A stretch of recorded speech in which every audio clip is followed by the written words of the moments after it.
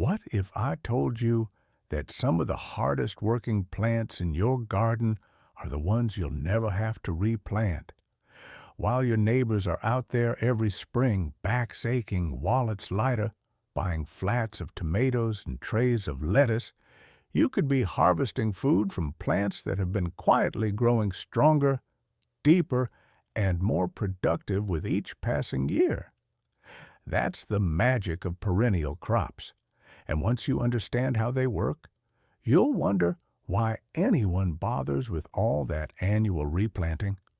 Hello, everyone, and welcome back.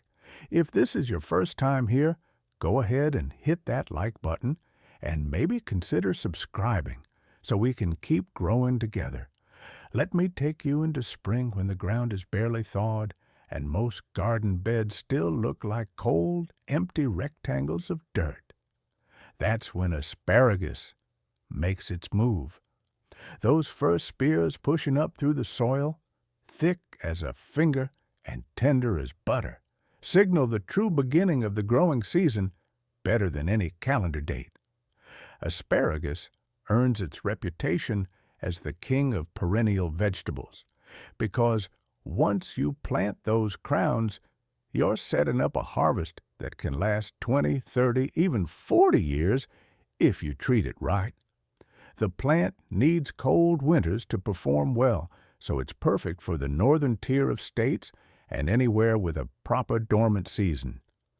The key to success starts with soil preparation, and I mean serious preparation. Dig deep, at least 12 inches, and work in as much compost or aged manure as you can spare. Asparagus roots spread wide and dive deep, so they need that rich foundation. When you plant the crowns in early spring, spread those strange-looking roots out in a trench like you're arranging the legs of a spider, then cover them with just a few inches of soil. As the spears emerge and grow, gradually fill in the trench over the course of the season. Full sun is non-negotiable, and so is drainage, because wet feet will rot those crowns faster than anything. Here's the hard part that tests every gardener's patience. You can't harvest anything the first year, not one spear. Let them all grow into those tall, ferny fronds that look like something from a prehistoric forest. Those fronds are feeding the root system, building the energy reserves that will fuel decades of production. The second year, you can sneak a few spears for maybe a week just to taste what's coming. But by year 3, you'll have a proper 6 to 8 week harvest window, and the spears will come up so fast you'll be checking the patch twice a day. One fascinating detail most people never learn is that asparagus plants are either male or female, and the males produce significantly more spears because they're not wasting energy on seed production. Modern varieties are bred to be all male or nearly all male, and they can out-yield traditional types by 2 or 3 times. Have you ever tasted asparagus so fresh it's almost crunchy? Now, picture this. Massive leaves, some of them 2 feet across, catching the morning dew like glossy green umbrellas, and beneath them, thick stalks and shades of crimson and rose that promised tangy pies and sweet tart sauces. That's rhubarb, and it's about as close to indestructible as a food plant gets. Rhubarb laughs at cold weather. It needs winter chill to set its growth cycle properly, which makes it ideal for northern gardeners. Plant a crown in spring or early fall, setting it so the buds are just an inch or 2 below the soil surface, and stand back. The crown expands slowly but steadily, sending up more stalks each season until you have a dramatic clump. Rhubarb appreciates rich soil and benefits from a thick mulch of compost each spring. The one absolute rule with rhubarb is this: never, ever eat the leaves. They contain oxalic acid at levels that can cause serious illness, so only the stalks are edible. When it's time to harvest, don't cut the stalks. Instead, reach down to the base, grip firmly, and pull with a slight twist. What's stopping you from adding rhubarb to your garden this year? Think about a plant so vigorous that your main job is containing it rather than coaxing it to grow. Horseradish is that plant, and once it's in your garden, it's probably staying there whether you want it to or not. Those thick, gnarly roots pack enough heat to clear your sinuses from across the kitchen, and fresh horseradish tastes nothing like the tired stuff in jars at the store. It grows almost anywhere in the country, handling brutal winters and hot summers with equal indifference, though it develops the best flavor, where fall brings a few good frosts. Plant horseradish from root cuttings in spring, choosing your location carefully because this plant spreads through underground roots, and even tiny fragments left in the soil will sprout new plants. Some smart gardeners sink large containers into the ground and plant horseradish inside them, which makes containment much easier. The leaves are big and coarse, nothing fancy to look at, but beneath the surface, those roots are growing thick and pungent. Harvest in late fall after frost has sweetened and intensified the flavor. Dig carefully around the plant, take the roots you need, and either replant the crown or save some smaller side roots for next season. Making fresh horseradish is simple. Peel the roots, chop them roughly, then process in a blender with vinegar and a pinch of salt. Just be ready for fumes that'll make your eyes water the moment you lift that lid. Here's something most people don't know. Young horseradish leaves are edible and add a mild peppery kick to salads before they get tough and bitter later in summer. Are you brave enough to grow your own horseradish? Walking through a garden in June when the strawberries are ripening is one of those experiences that reminds you why growing food matters. The berries hide under the leaves like little red jewels, warm from the sun, and when you bite into one fresh off the plant, the flavor is so bright and sweet it barely resembles store-bought fruit. Strawberries are perennial in the sense that the plants live for several years, though most gardeners treat them as short-lived perennials and renovate the patch every few seasons to maintain production. They grow successfully across most of the United States, from cool northern regions down into the south, though southern gardeners often have better luck with varieties bred for heat tolerance. Plant strawberries in spring or late summer, setting them so the crown sits right at soil level, not buried and not exposed. They need full sun, consistent moisture, and well-drained soil enriched with compost. Mulch heavily with straw to keep the berries clean, conserve moisture, and suppress weeds. Strawberries spread through runners, those long stems that reach out and form baby plants wherever they touch soil. You can let them fill in to create a matted row, or you can trim most runners and keep the planting more controlled for bigger berries. After a few years, when production declines, dig up the oldest plants and keep the youngest, most vigorous ones to start fresh.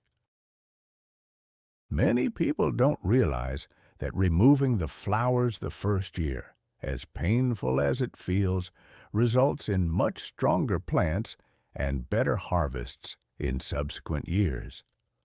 How many strawberries would you need to grow to keep your family happy all season? Here's something most people think of as a weed until they taste it prepared properly. Sorrel grows in tidy clumps of arrow-shaped leaves that have a bright, lemony tartness perfect for soups, salads, and sauces. French sorrel is the culinary variety you want, milder and more refined than the wild types that pop up in pastures. It's a cool season lover that does beautifully across the northern states and into higher elevations, though it can struggle in the intense heat of southern summers. Plant sorrel from seeds or divisions in spring, giving it partial shade in warmer climates or full sun where summers stay relatively mild. The plants form neat rosettes that expand each year, and you can start harvesting leaves within a few weeks of planting. Pick the young, tender leaves regularly because they have the best flavor, and keep the flower stalks cut back to encourage more leaf production. Sorrel contains oxalic acid, the same compound in rhubarb leaves but in much smaller amounts, so the leaves are perfectly safe to eat and add a wonderful tangy brightness to spring dishes. The plants die back somewhat in summer heat, but revive when cooler weather returns in fall. After 3 or 4 years, divide overgrown clumps in early spring to rejuvenate them.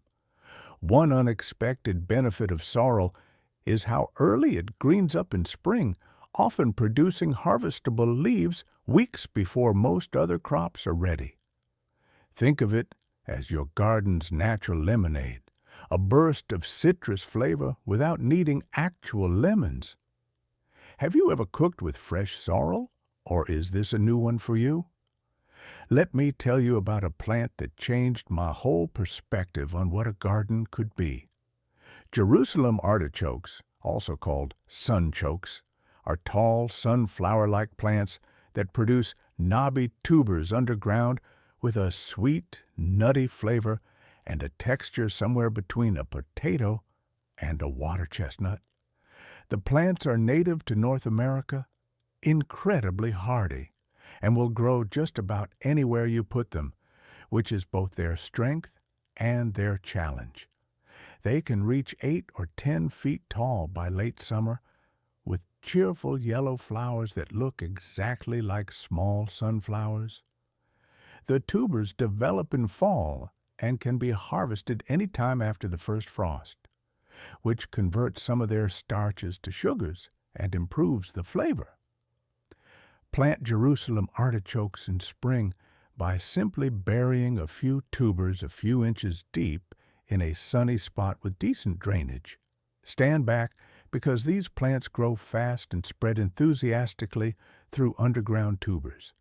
Many gardeners plant them at the edge of the garden or in a contained bed because they can become invasive if you're not careful. Harvest by digging carefully around the plants in late fall or even through winter in milder climates, taking what you need and leaving some tubers to grow next year's crop. The tubers don't store particularly well out of the ground, so many people leave them in place and dig as needed. Jerusalem artichokes contain inulin, a type of fiber that some people find difficult to digest, which has earned them an unfortunate reputation for causing digestive discomfort. Starting with small amounts and cooking them thoroughly helps. Despite that quirk, they're incredibly productive, delicious roasted or sautéed, and virtually indestructible once established. The plants also create a great privacy screen or windbreak because of their height. Did you know these were actually native to our continent? Now, for something that surprised me when I first learned about it, lovage is an herb that tastes intensely of celery, so much so that a few leaves can replace celery in soups and stocks. The plants grow into massive clumps, sometimes 5 or 6 feet tall, with glossy, divided leaves and tiny yellow flowers that attract beneficial insects. Lovage thrives in cooler climates and appreciates rich, moist soil, making it perfect for gardens across the northern states and into areas with mild summers. Plant lovage from seeds or divisions in spring, giving it room to expand because mature plants can spread 3 feet wide. It grows slowly the first year, but explodes into a substantial presence by the second season. Harvest leaves as needed throughout the growing season and use them fresh or dried. The flavor is strong, so a little goes a long way in cooking. Lovage also produces seeds that can be used as a seasoning similar to celery seed, and even the roots are edible, though most people focus on the leaves. The plant dies back completely in winter and returns reliably each spring, getting bigger and more productive with age. One bonus many gardeners appreciate is that lovage rarely suffers from pests or diseases. It's one of those old-fashioned herbs that used to be common in every kitchen garden, but somehow fell out of favor. Once you have lovage established, you'll never need to buy celery for soup stock again. Does anyone in your family make their own stock from scratch? I saved something special for the end, a crop that's been gaining popularity but still flies under the radar for most American gardeners. Sea kale is a European native that produces tender young shoots in early spring, blanched white or pale green, with a flavor that's been compared to asparagus, broccoli, and cabbage all at once. The plant forms a substantial mound of blue-green frilly leaves that look almost ornamental, and it's surprisingly tough once established. Sea kale handles cold winters beautifully and grows best in northern climates or coastal areas where summers don't get brutally hot. It prefers well-drained sandy soil and full sun, which makes sense given its origins along coastal regions. Plant sea kale from root cuttings or young plants in spring, spacing them about 3 feet apart because they'll spread into impressive clumps. Like asparagus, sea kale demands patience. Don't harvest anything the first year and only lightly the second. But by the third season, you can force the shoots by covering the crown with a bucket or special forcing pot in late winter. This excludes light and causes the shoots to grow pale and tender. Harvest these blanched shoots when they're 6 to 8 inches long before the leaves unfurl. The flavor is delicate and unique, definitely worth the wait and effort. Sea kale also produces honey-scented white flowers in late spring that attract pollinators, adding beauty beyond its culinary value. One detail that surprises people is how much sea kale looks like some exotic ornamental rather than a vegetable. Would you be willing to try something as unusual as sea kale? So there you have it. Perennial crops that will keep producing year after year with minimal replanting and relatively little fuss once they're established. The beauty of these plants is how they transform your relationship with gardening. Instead of starting from scratch every spring, you're building a landscape that matures and improves over time, deepening its roots both literally and figuratively into your place.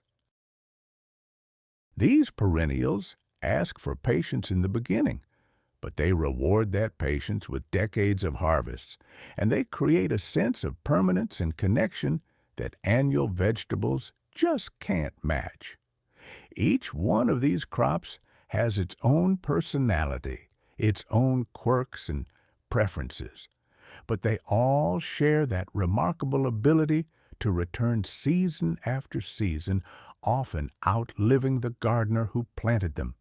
There's something profound about planting food that your children or grandchildren might still be harvesting long after you're gone.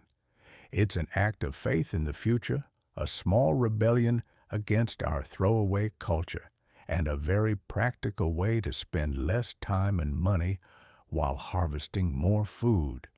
Whether you have room for a full asparagus bed, a corner for some rhubarb, or just a container for sorrel, adding even one or two perennials to your garden changes how you think about growing food. Which of these catches your interest enough to plant this year? I'd love to hear what appeals to you, or if you're already growing any of these successfully. If you found this helpful, consider hitting that subscribe button and turning on notifications so you don't miss future episodes. Until next time, keep growing, keep learning, and remember that the best gardens are the ones that grow with you over the years.